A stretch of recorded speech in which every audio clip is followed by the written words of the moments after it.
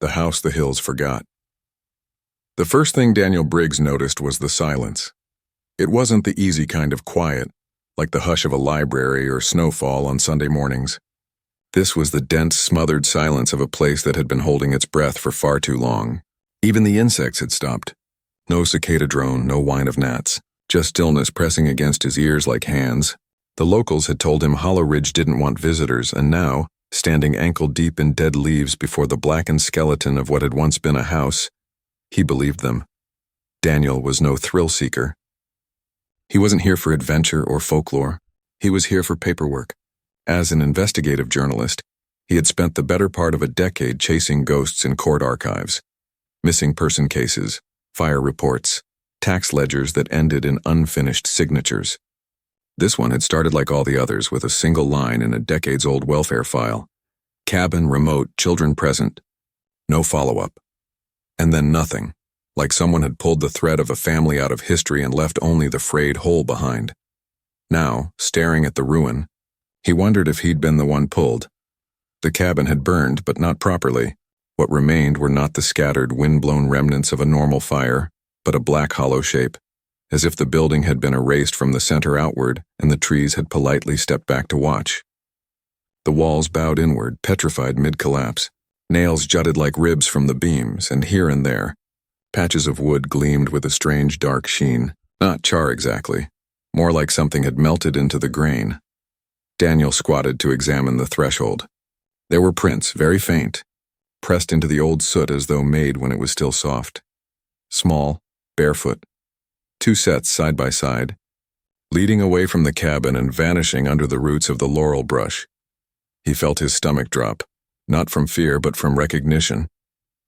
He'd seen these prints before, photographed in 1954, cataloged by the Leslie County Sheriff's Office, then redacted from public record. He'd spent 3 months begging for access to the originals, only to be told they were misplaced during office relocation. And yet, here they were. The same spacing, the same shape, as though the children who made them had walked out of the archive boxes and back into the woods. That night, he camped by the creek below the ridge. The air was heavy with the smell of iron and moss, and his cheap battery lantern cast a bubble of sickly yellow light on the water. He set his recorder on a rock and began speaking, voice low. Day 1. Hollow Ridge site, structure fully collapsed, found dual prints consistent with the 1954 case file. No wildlife, no ambient sound. Feels like, he stopped, a ripple crossed the creek upstream. Nothing big, just a disturbance like someone had placed a hand on the water. Daniel waited, listened, no movement. But the trees seemed to be listening too. He swallowed hard and forced a laugh, the kind you make in the dark to convince yourself you're still alone. Feels like the land's waiting for something, he said into the recorder. Or remembering. Back in college, when his friends were still writing puff pieces on football games and student protests, Daniel had been the weird one who spent his weekends in county basements unearthing forgotten deaths. He liked facts. Facts behaved. They didn't whisper. They didn't vanish if you stared too long. But Hollow Ridge wasn't giving him facts. It was giving him echoes. Earlier that week, in the bowels of the Leslie County Historical Annex, he'd found the first one, a letter dated June 18, 1949, from a traveling merchant named Howard J. Kittner. The man described 2 boys standing on a collapsing porch. They weren't dirty. They weren't bruised. Just hollow. That's worse indeed, because after that, the boys kept surfacing. A grainy photo from 1939. 2 barefoot children outside a cabin that no longer exists on any map. A field journal from 1953 belonging to a missing social worker. Last words scrawled, "They copy her hands. They copy everything. And then nothing, no birth records, no death records, no graves.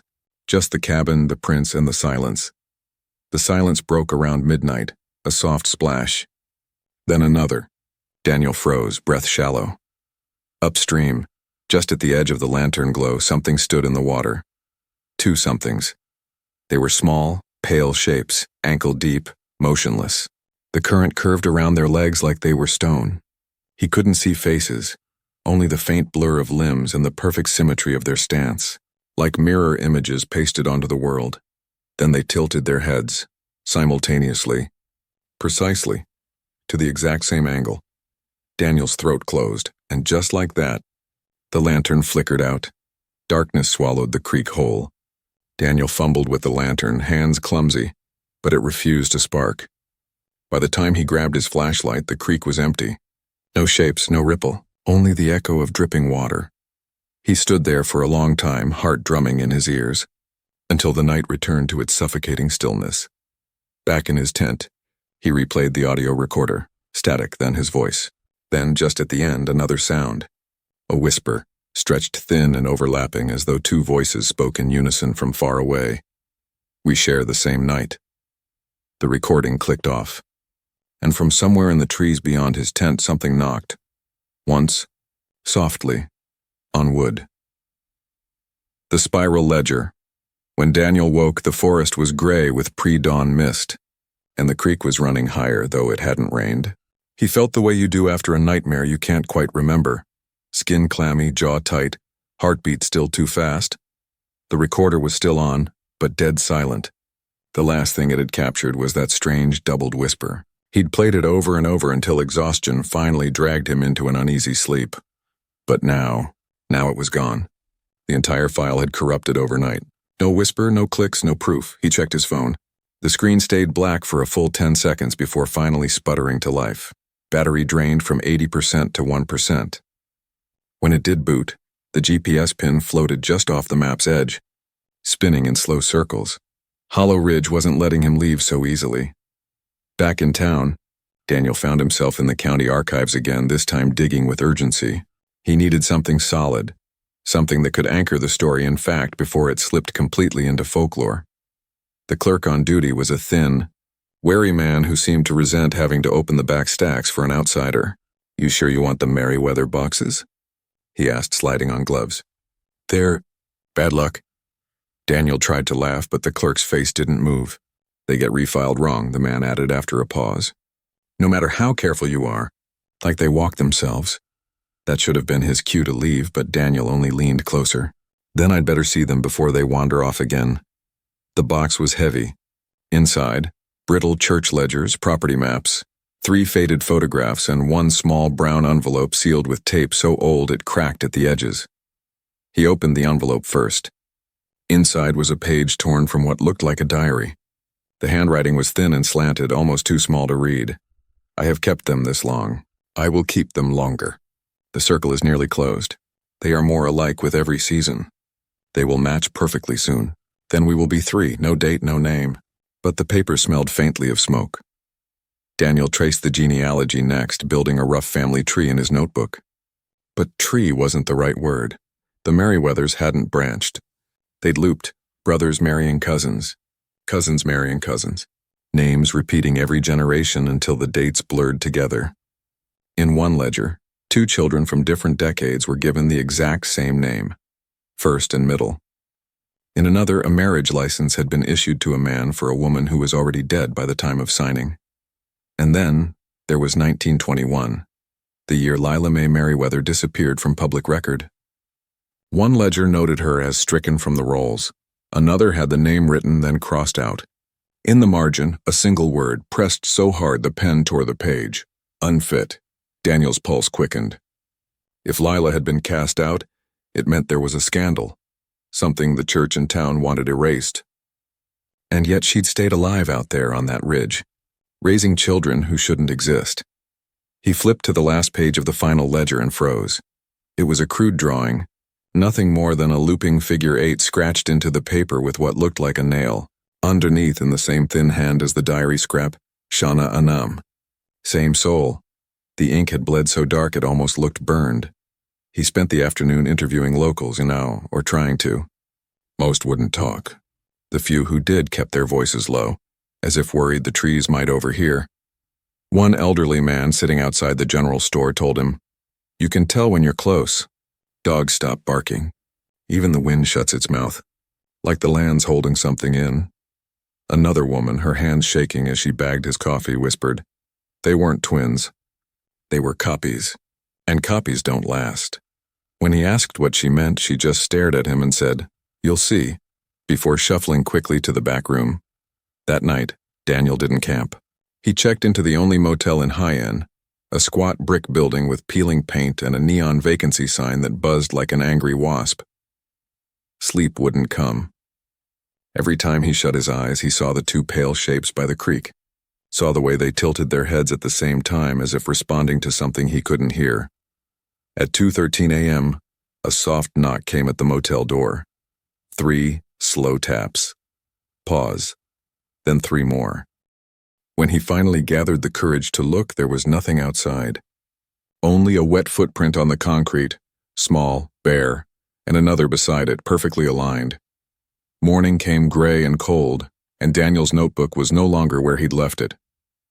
It sat on the nightstand, neatly closed, with a single page torn out and placed on top. The page had been folded once, clean and deliberate. When he opened it, he found words written in a careful, childlike hand. "You are late.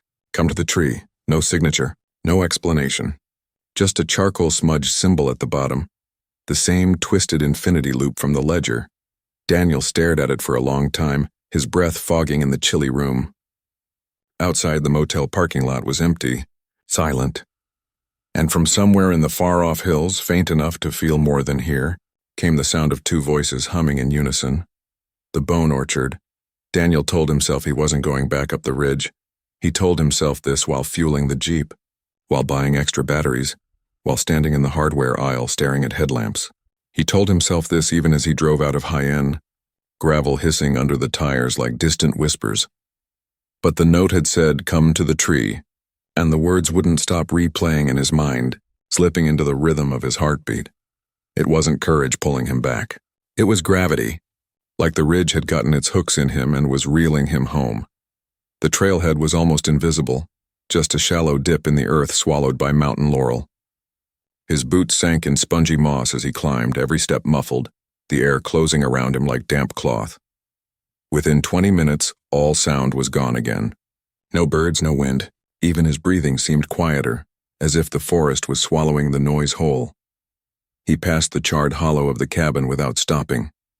The ruins sagged inward like a mouth that had forgotten how to speak. The footprints were still there, perfectly preserved in soot like the land was protecting them.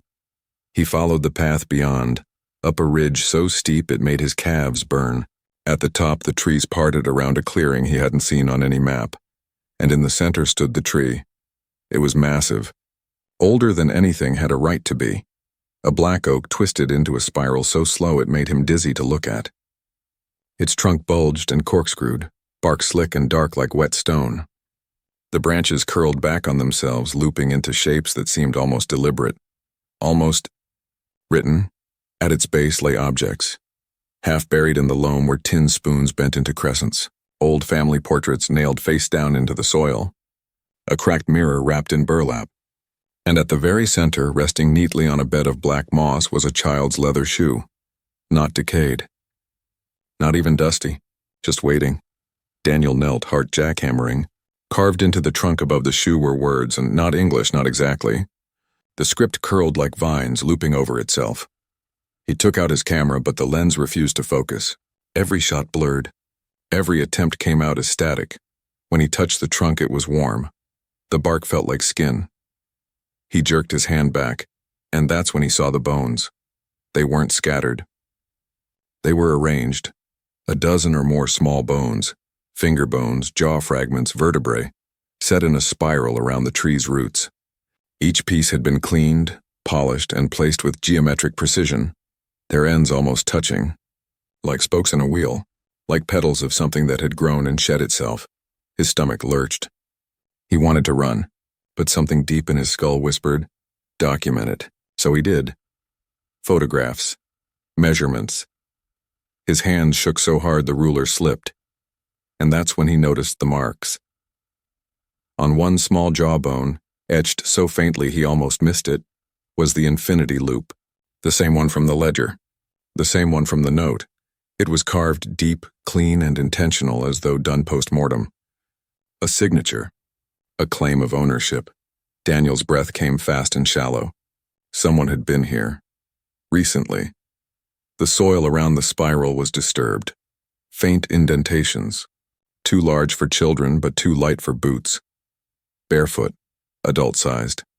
leading away from the tree and vanishing into the undergrowth. He heard himself whisper, "Lila," and hated how small his voice sounded. Dusk found him halfway back to the cabin ruins, but the forest seemed rearranged. The trail was wrong. Landmarks had shifted. The air pressed heavy as stone on his shoulders, and his flashlight beam caught nothing but gray trunks in every direction. Then he smelled it, copper and mildew, faint at first, then thick enough to taste. It coiled down his throat like smoke. The mist rose with it, curling low to the ground, and in it he saw shapes. Two, small, pale. They were standing just beyond the beam, perfectly still. Their arms hung loose at their sides, heads tilted in perfect unison. Daniel blinked. They were closer. He blinked again. Closer still, no movement, just less distance. He ran. Branches whipped his face, roots grabbed his boots, the forest closing in like lungs. He didn't stop until the jeep loomed out of the dark, its metal shell looking impossibly thin against the weight of the hills. He slammed the door, locked it, and only then noticed the inside of the windshield. 2 wet handprints, small, perfectly mirrored. Pressed from the inside, he didn't drive back to the motel. He drove until the mountains thinned, until the sky opened above him, until gas stations reappeared like islands of light. At the first diner he found, he locked himself in the restroom and vomited until his ribs ached. Then he washed his face, sat on the cold tile floor, and opened his notebook with trembling hands. The last 3 pages were gone, ripped clean out. In their place was a single scrap of old paper folded into a precise square. He opened it. The spiral closes. The echoes return. Finish what she began. Beneath it, in a dark reddish smear that might have been inkwame or not, was the infinity loop.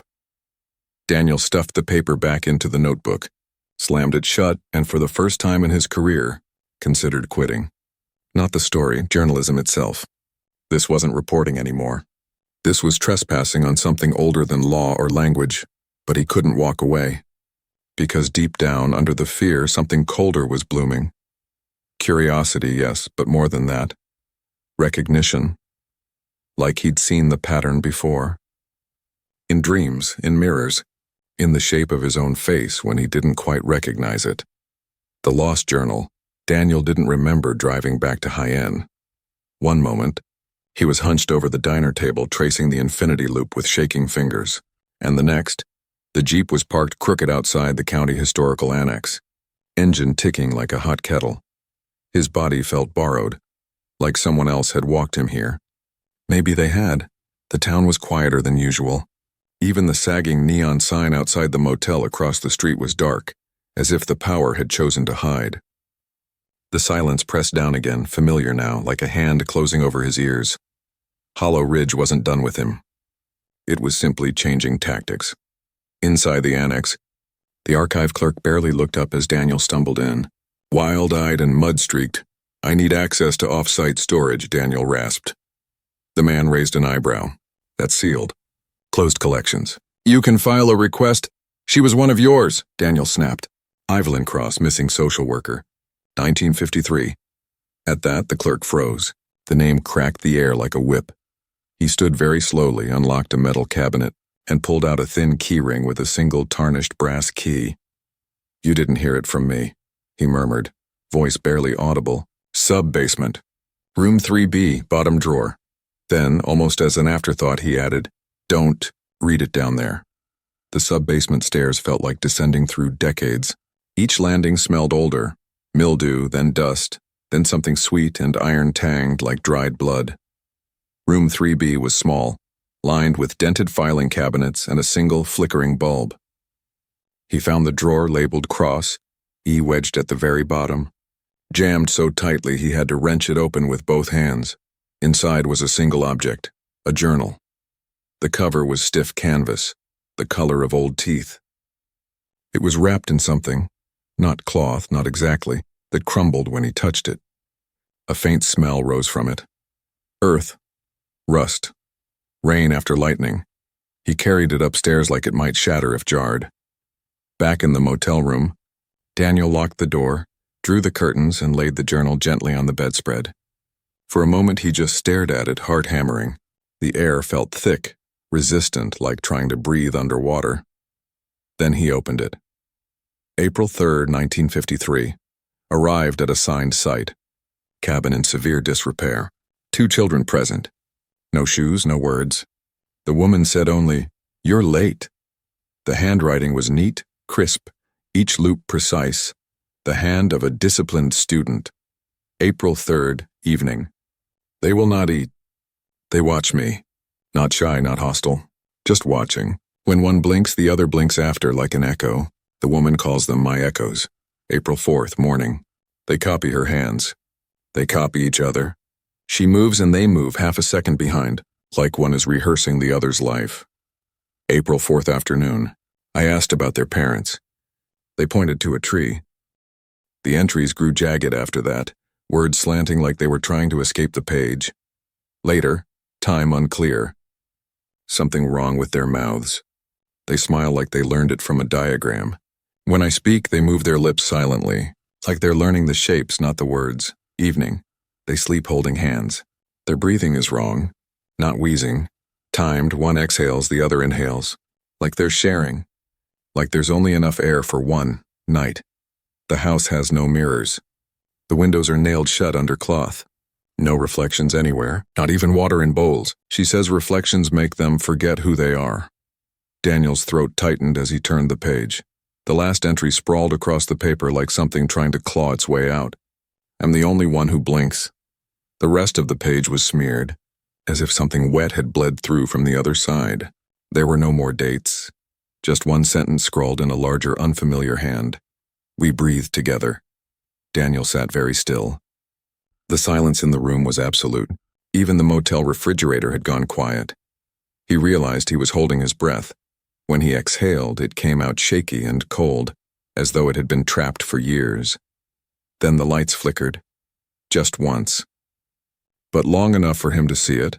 The mirror over the sink, the one he'd covered with a towel on instinct, had shifted. The towel now lay folded on the counter, and in the glass behind his own reflection stood 2 pale children. He spun around. The room was empty. When he looked back, the mirror was black. Not shattered, not covered, just black like someone had turned it off. And from deep inside that blackness came the faintest tap. Then another. Then 2, perfectly together. Daniel staggered back, tripped over his bag, and hit the floor hard. The mirror stayed dark. The air felt thick as syrup pressing on his chest, and then, without sound, the 2 pale shapes were gone. Just his reflection. And his reflection wasn't breathing. He bolted outside into the freezing night, gulping air that tasted like wet stone. The parking lot was empty, the town asleep.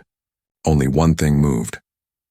Across the street, on the hill behind the annex, 2 figures stood side by side among the gravestones. Perfectly still, barefoot, watching. The moon caught their eyes, and they reflected nothing. Daniel backed slowly toward his jeep, keys shaking in his hands. When he finally looked down, his boots were standing in 2 small barefoot prints, pressed deep into the gravel. He didn't remember unlocking the jeep. He didn't remember driving. He only remembered arriving at the library in the next county over, banging on the door until the night janitor let him in out of pity. He needed help, not from locals, not from folklorists, but from someone who understood bloodlines, records, and patterns, because what Evelyn Cross described wasn't just neglect or madness. It was architecture, the kind you built out of people. Hours later, as the first gray smear of dawn crept across the mountains, Daniel sat buried in genealogical microfilm, page after page of faded census lines, land deeds, marriage licenses, and slowly, horribly, the pattern emerged. The Merriweathers didn't have a family tree. They had a spiral, names looping back on themselves, cousins marrying cousins, siblings becoming parents of their own nieces, entire branches folding inward until there were no branches at all, just a single looping line, not growth, containment, concentration. Bloodline curled in on itself like a snake swallowing its own tail, and at the center of every loop, one name Lila May. Daniel leaned back dizzy. It wasn't just isolation. It wasn't just decay. It was intent. She hadn't let the bloodline rot. She had designed it. Each generation trimmed and looped tighter, until resemblance became repetition. Until the difference between children wasn't age but timing, Echoes. His phone buzzed on the table. No signal. Just a blank notification screen flashing one word. Return. Then it went dark. And in the dark screen's reflection, over his shoulder, two pale faces leaned closer. The quiet-cut Daniel drove through the night like a fugitive, the black teeth of the Appalachians hemming the road on either side. The highway curled tighter, darker, until it stopped feeling like a road at all. More like a tunnel cut through something that had never wanted cutting. Every mile sign he passed was blank. Not vandalized, just empty green panels, no numbers, no words, as if the land had erased its own name. By the time the GPS died, he was already past the point of turning back.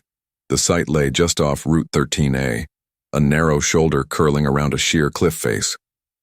No signage, no guardrail, only a weathered chain-link gate half swallowed by kudzu.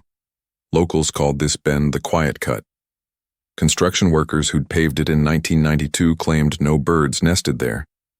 Their machinery had stalled inexplicably. Batteries drained. Radios whispered static in voices no one wanted to translate. Daniel killed the headlights and coasted to a stop. The world went utterly still, not nighttime still, not peaceful, but a choking stillness, like a room after someone has stopped breathing. He scaled the sagging gate, boots scraping rust, and slipped down the embankment with a flashlight clenched between his teeth. The soil was soft, recent rain making it sink under his weight like warm bread. He found the excavation scar easily. A faint depression in the earth half choked by weeds marked by a sag of old orange mesh fencing. At the center of the pit, the earth had cracked. A narrow sinkhole yawned open where the ground had given way. The pit smelled of stone and something older, dry, almost sweet, like dust from bones. Daniel's light caught on something pale inside. He slid into the hole before his fear could vote. The soil swallowed sound. Each movement landed muffled like footsteps in deep carpet. At the bottom lay fragments, bones, small ones, child-sized, arranged in a spiral so perfect it hurt to look at. Vertebrae, ribs, jaw halves, metacarpals, all polished clean as porcelain, gleaming faintly as if from within. Some still bore marks, shallow grooves spiraling around the length like growth rings in wood. Others had the infinity loop etched clean and deliberate into their surface. Daniel's hands shook so violently the light jittered, shadows twitching like startled animals. He crouched over one tiny skull cap. The cranial plates were fused, too early, too tight. The jaws mismatched, teeth overlapping in mirrored patterns, left side echoing right like a bad copy. A sharp sound cracked the silence. Tap. Then again, louder. Tap. Tap. Daniel froze. The sound wasn't behind him. It was beneath. The earth moved, not a tremor, a ripple, like something shifting just under the surface, circling. Panic knifed through him. He scrambled for the rope he'd dropped, but it was gone, not buried, not snagged. Just gone. Then, faint but rising, came a sound from the soil. Breathing, too slow, too even. One inhale, pause, one exhale, pause, and under it, softer still, a child's voice. We breathed together. The bones shifted. No, they were being lifted, slowly, deliberately, rising from the dirt as though invisible hands were rebuilding them. The spiral unfurled. Ribs aligned with vertebrae, teeth slotted into jaws. Metacarpals clicked into wrists, and as they assembled, Daniel saw, horrified, that they weren't forming skeletons. They were forming a shape. A loop. An infinity made of bone rising from the earth like a pale crown. Something cracked the surface behind him. He spun, light flaring. Two figures stood at the lip of the pit. Small, barefoot, faces pale and blank, eyes like river stones under fog. They didn't move, didn't blink. Then, perfectly in sync, they lifted their arms and pointed at him. The bone spiral shuddered. The ground gave way. Daniel dropped like a stone. The earth swallowed him, soil collapsing, his scream choked by black loam. For a moment there was only weight and darkness, cold pressing from all sides. Then he slammed onto packed clay. Silence. He lay gasping in a low cavern. Walls slick and black, the ceiling hung with roots like veins. and on every wall carved deep into the stone over and over in looping rows was the same phrase. Same blood, same soul, same end. His flashlight flickered, then died. In the dark something moved. Soft, dry, like bare feet on old paper. Breathing rose around him. Dozens of lungs. Perfectly timed. Inhale. Pause. Exhale. Pause. Then whispering. Low and layered like voices speaking through water. Finish what she began. A cold hand brushed his ankle. Daniel bolted. He didn't know where the tunnel led, only away, hands scraping stone, knees smashing rock. The air grew thinner, colder, his chest clawing for breath as if the cavern were drinking his oxygen. Somewhere behind him, the whispers followed, not chasing, pacing, keeping perfect rhythm with his steps. At last he saw light, faint, blue-gray, like dawn through fog. He hurled himself toward it and burst out through tangled roots onto damp leaves. The forest. Open air. Alive. He collapsed on his back, sucking the wind in greedy gulps. For a long time he couldn't move, couldn't think, could only listen as the forest around him slowly remembered how to make sound. A single bird called, sharp and disbelieving. Then silence swallowed it whole. When he finally staggered back to the road, the Jeep was waiting. Keys already in the ignition. The driver's seat was warm, and on the dashboard lay a single object. A child's tooth, polished, etched with the infinity loop. Daniel screamed until his throat tore. Hours later, back in the motel, he locked the door, nailed the curtains shut with borrowed tacks, and sat shaking on the bathroom floor. His notebook lay open across his knees. He didn't remember opening it. 3 new pages had appeared in his handwriting, letters tight and slanted, words he did not remember writing. The circle is closing. The marrow remembers. She made them from herself.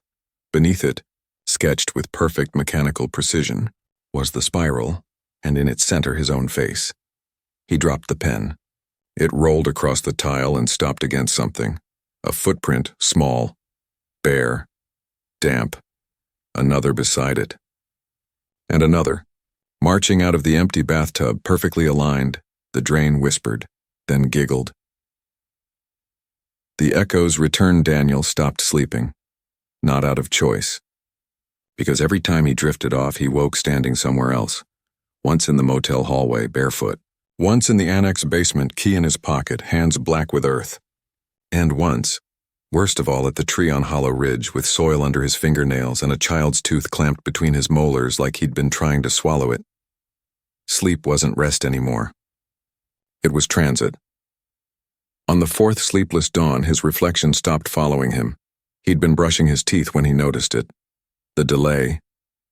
He moved, and the reflection moved a half-second later. He froze. It smiled.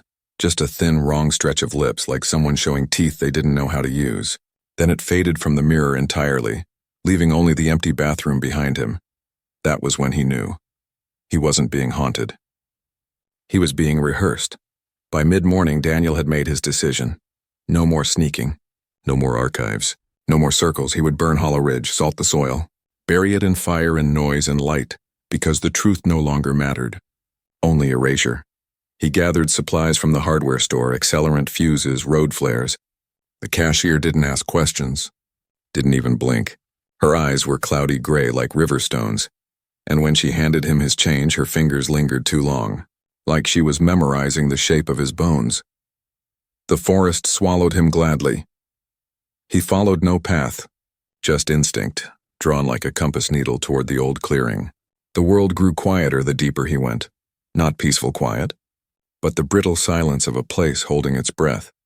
The tree awaited him at the ridge top, massive and twisted, its bark slick and black like old blood. The spiral of bones at its base gleamed, faintly in the gloom. Daniel set the fuel can down with shaking hands, and then he saw it. Something had been carved into the tree's trunk since his last visit. His name, Daniel. Neat block letters, deep into the wood, each stroke oozing a slow amber sap like the tree was bleeding him out. Beneath it, a second word, return. A sound rose behind him, soft, synchronized, like hands unfolding. He turned slowly. 2 figures stood at the edge of the clearing, small, barefoot, pale as the underbelly of fish. Their faces were his, not copies, not masks. His exact face at age 8, duplicated and slightly misaligned. One jaw crooked left, the other eye drooping right. They watched him like mirrors deciding which image to keep. Not real, Daniel whispered. They tilted their heads. Together. Not real, he said louder, voice cracking. You're not. They opened their mouths in unison, no sound. Just the slow unfurling of teeth. And behind those teeth, in the darkness of their throats, something moved. A third shape. Waiting its turn, the ground opened, not crumbling. Unzipping. The clearing split along an invisible seam, earth peeling back like paper, revealing a staircase of black stone spiraling downward into firelight. The twins turned and descended without a glance back. Daniel followed. He didn't decide to.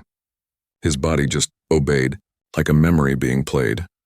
The staircase sank forever, walls slick with ancient black sap. The air tasted like copper and lullabies. Whispers fluttered just below hearing. Hundreds of voices layered thin as moth wings. Same blood, same soul, same end. At last the stairs spat him into a cavern so vast his flashlight couldn't find its edges. And there, at the center, stood Lila Mae Merriweather. She had not aged, or maybe she had aged perfectly. Her hair hung in a single gray braid down her back, face smooth as river glass, eyes pale and unreadable as moonlight on bone. Her hands were black to the elbows, glistening like polished obsidian. They cradled something against her chest, a bundle of cloth. It shifted. A wet, clicking sound came from inside. Like teeth being counted. You came back, Lila said. Her voice was dry and warm and final, like old pages catching fire. I'm not part of this, Daniel croaked. You are the last part, she said, and smiled. It was the same wrong smile the twins had worn, the same wrong smile his reflection had borrowed.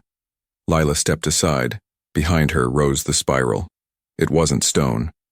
It wasn't bone. It was faces, hundreds of them, stacked and fused and twisting into infinity. Children's faces blooming out of one another like growths, each one slightly misaligned, jaws sliding, eyes mismatched, skin pale and luminous as wax. They breathed as one, a single chest rising and falling across 1,000 bodies. And at the very center was a hollow, Daniel-shaped gap. Waiting. Why me? He whispered. Lila's smile widened. You fit. The twins emerged from the shadows and took his hands. Their skin was cold and soft and slick like peeled fruit. Daniel's breath quickened. The spiral's breath matched. One inhale, one exhale, perfect unison. He felt his bones loosening, melting like wax under a steady flame. His hands shrinking, his teeth softening in his gums. He was becoming small. Stop, he gasped, though his tongue felt heavy, doughy. Please. Lila placed the bundle she held into his arms. It was warm, and soft, and breathing. He looked down. It was him, infant-sized, perfectly formed. His own face sleeping in miniature, lips twitching with some private dream. The spiral sighed, contented. Finish what I began, Lila said, and pressed her black hands to his skull. Light erupted, not bright, not radiant, just white, blinding and absolute like the blank side of a closed eyelid. Every memory peeled away like bark. His name, his voice, the shape of his parents' laughter, the sound of the ocean, the taste of his first kiss. Gone, gone, gone, until only one word remained. Echo. He woke on the forest floor. The tree loomed above, massive and still, roots knotted around the spiral of bones. His clothes were gone. His notebook, his bag, his keys, gone. He sat up slowly, joints pliant, skin cold. At the edge of the clearing stood a man, older, hollow-eyed. He looked familiar in a way Daniel couldn't name. The man raised a camera and whispered, "Hold still." Daniel obeyed. Beside him, another boy rose from the moss, identical in height, posture, and skin tone. Their shoulders brushed, their heads tilted together in perfect unison. The shutter clicked. Weeks later, a photograph appeared in the Leslie County archives. Black and white, faded at the edges, 2 barefoot boys standing side by side beneath a twisted oak. No names. No record of who brought it in. Filed under unknown children, possible homestead case. And in the bottom margin, in faint looping ink, a single word, we.